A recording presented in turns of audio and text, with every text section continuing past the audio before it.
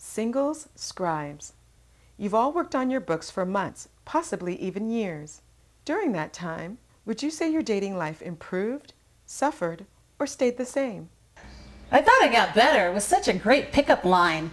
I'm writing a book. Well, you were interviewing people about being people. single and dating, so it's just a total entree. We've talked about the intimidation factor, like telling a man, oh, I'm writing a book about being a single woman, and that... Right, and having a child.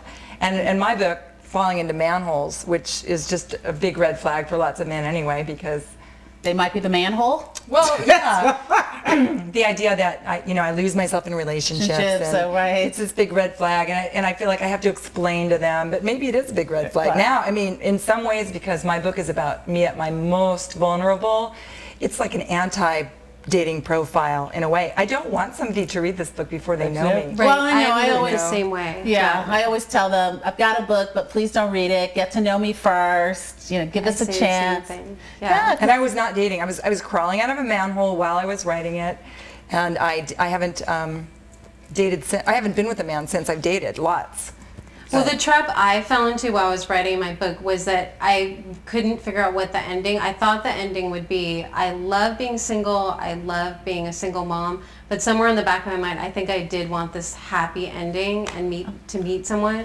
And so I did, and then I ended up writing that happy ending chapter, and then we broke up right when the book came out. Oh, that sucks. Oh, right. Well, my book is a happy ending, and it's not.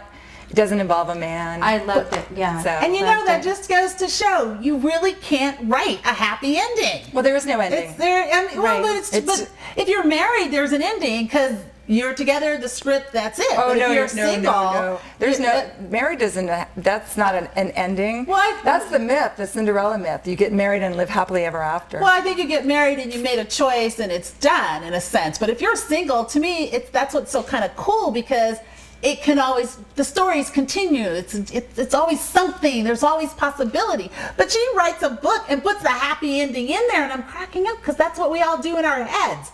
We try to write this happy ending, and you put it in black and white. Yeah, you're like Star Jones. She did the same thing.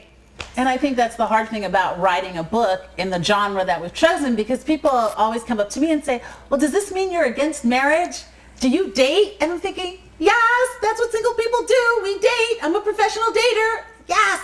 Because they just assume that if you're writing about enjoying single life, that somehow you're against marriage and couples and love.